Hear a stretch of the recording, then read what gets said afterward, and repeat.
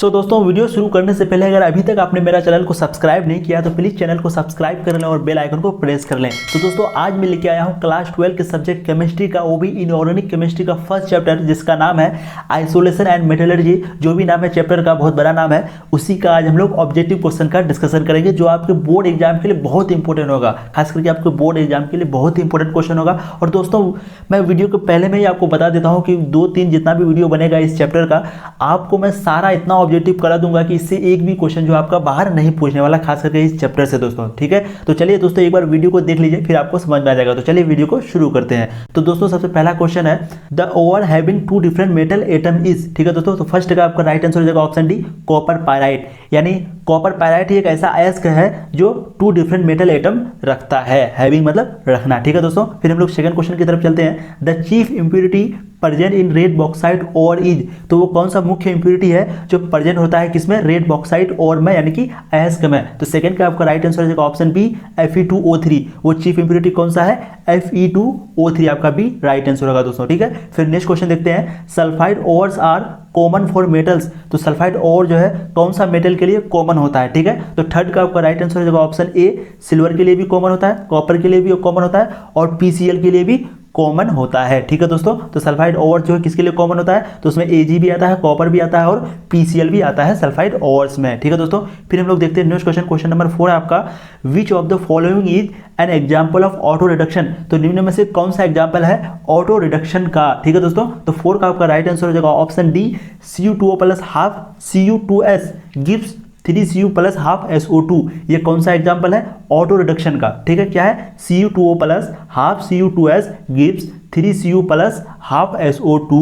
ठीक है दोस्तों, फिर देखते हैं नेक्स्ट क्वेश्चन। क्वेश्चन नंबर 5 है आपका, which method of purification is represented by the following equation. यानी कौन सा मेथड है प्यूरिफिकेशन का, कौन सा मेथड है जो रिप्रेजेंटेड किया जाता है इस इक्वेशन के द्वारा। कौन सा, 4CO प्लस Ni 70 डिग्री के सेल्सियस के मतलब हीट पर NiCO4 बनता है, फिर उसी को हम लोग हीट करते हैं 180 डिग्री सेल्सियस पर, तो क्या बनता है Na प्लस CO।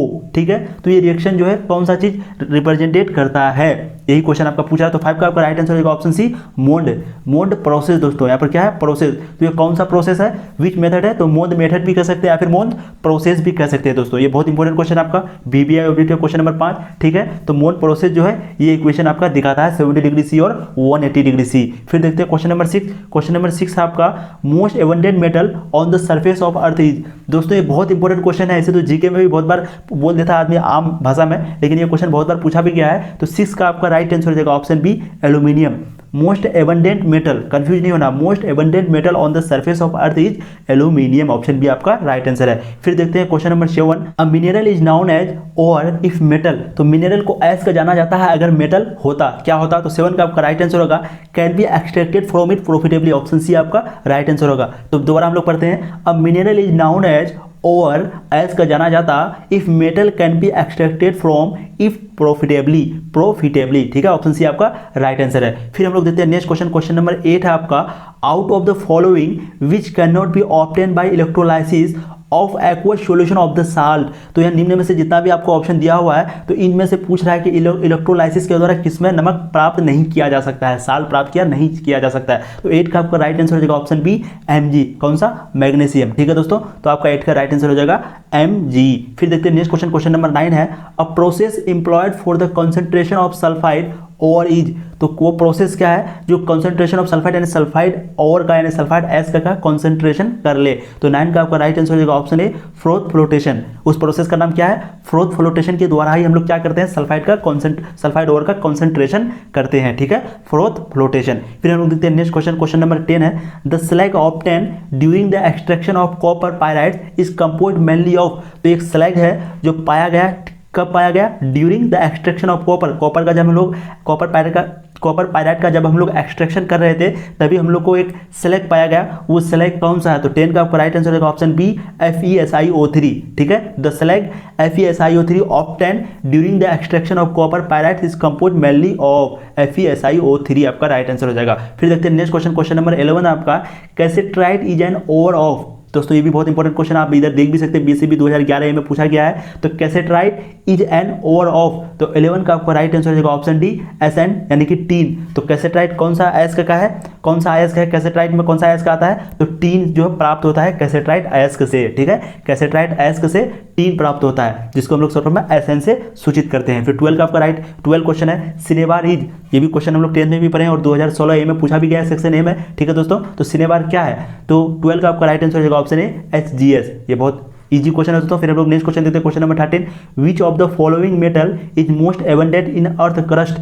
दोस्तों फिर देखिए दोबारा क्वेश्चन आपका रिपीट कर रहा है, कौन सा एबंडेंट मेटल अर्थ में, एबंडेंट जब भी आ जाए ABUNDANT, एबंडेंट मेटल जब भी आ जाए और अर्थ आ जाए, उसके बाद आपको आंख बंद करके क्वेश्चन में क्या है, एल्यूमिनियम पे टिक लगा देना है। देखिए क्वेश्चन में 2012 में भी पूछा गया दोस्तों और 2015 सेक्शन ए में भी पूछा गया है, ठीक है दोस्तों। तो कौन सा आपका ऑप्शन है, एल्यूमिनियम मोस्ट एबंडेंट मेटल है ऑन द अर्थ। फिर देखते हैं नेक्स्ट क्वेश्चन, क्वेश्चन नंबर 14 है, bessemerisation is used in of metallurgy, यानी बेसिमिराइजेशन एक प्रोसेस है जो मेटलर्जी को यूज करता है। 2012 में ये क्वेश्चन आपका पूछा गया दोस्तों, ठीक है। तो 14 का आपका राइट आंसर हो जाएगा option B iron, FE iron. तो आयरन जो है बेसिमिराइजेशन प्रोसेस के द्वारा आयरन को जो है प्राप्त किया जाता है, ठीक है दोस्तों। फिर नेक्स्ट क्वेश्चन देते हैं, क्वेश्चन नंबर 15 आपका, the substance which is used in exhausting fire is, वो कौन सा सब्सटेंस है जो यूज होता है EXHAUSTING फायर, एक्सहाउस्टिंग फायर में जो यूज होता है वो कौन सा सब्सटेंस है। तो 15 का आपका राइट आंसर हो जाएगा ऑप्शन बी CCl4, क्या है CCl4। तो आपका 15 का राइट आंसर हो जाएगा ऑप्शन डी। फिर नेक्स्ट क्वेश्चन देते हैं, question number 16, which is the mixture of carbogen, तो निम्न में से इस ऑप्शन में से कौन सा मिक्सचर है कार्बोजन का दोस्तों। तो 16 का आपका राइट आंसर हो जाएगा ऑप्शन बी H2+S, ये कौन सा है कार्बोजन। कार्बोजन हम लोग को C और ये CO2 ये सब चीज़ नहीं देखना है, क्या है हाइड्रोजन और सल्फर को जब मिलाया तो वो क्या बन गया कार्बोजन, कार्बोजन, ठीक है। तो 16 का आपका राइट आंसर हो गया ऑप्शन बी H2+S। फिर नेक्स्ट क्वेश्चन देते हैं, क्वेश्चन नंबर 17 है, the impurities present in the mineral are called, तो इम्प्योरिटी जो प्रेजेंट होता है मिनरल में वो क्या कहलाता है। तो 17 का आपका राइट आंसर है ऑप्शन ए गैंग। तो इम्प्योरिटी क्योंकि गंदा सामान है वो जब मिनरल पे प्रेजेंट होगा तो उसको क्या कहेंगे, गैंग कहेंगे दोस्तों, हम लोग को कंफ्यूज नहीं होना है, ठीक है। तो 17 का आपका राइट आंसर होगा ऑप्शन ए गैंग। फिर नेक्स्ट क्वेश्चन देते हैं, question number 18, which of the following is not an ore of aluminium, तो निम्न में से कौन सा, निम्न में से यानी इस ऑप्शन में से कौन सा एल्यूमिनियम का अयस्क नहीं है। तो 18 का आपका राइट आंसर होगा ऑप्शन ए एंग्लेसाइट, क्योंकि दोस्तों हम लोग जानते हैं बॉक्साइट है ही, मीका है ही और एक बेरिल नया आया ये है ही, ठीक है। तो यहाँ पर ऑप्शन कौन सा आपका राइट आंसर हो जाएगा ऑप्शन ए एंगिलेसाइट, क्योंकि यहाँ पर नोट एन पूछा है, हम लोग नोट पर हम लोग को निगेटिविटी पर ध्यान देना है, तो आपका ऑप्शन ए राइट हो जाएगा, ठीक है दोस्तों। फिर देखते हैं नेक्स्ट क्वेश्चन, क्वेश्चन नंबर 19 आपका, the impurities present in the over is called, तो इम्प्योरिटी जो प्रेजेंट होता है उसको क्या कहते हैं। तो 19 का हम लोग थोड़ा देर पहले पढ़े थे, क्योंकि क्वेश्चन को थोड़ा घुमा दिया। तो 19 का आपका राइट आंसर होगा ऑप्शन बी गैंग, क्योंकि इम्प्योरिटी अगर मिनरल या कहीं पे भी प्रेजेंट हो तो उसको हम लोग गैंग भी कहेंगे। और ये क्वेश्चन आप इसी तरह करके 2009 सेक्शन ए में पूछा भी गया है दोस्तों, ठीक है। तो ये भी VVI क्वेश्चन है, तो क्या कहेंगे गैंग कहेंगे। फिर नेक्स्ट क्वेश्चन है question number 20, smelting involves reduction of metal oxide with, तो स्मेल्टिंग इन्वॉल्व्स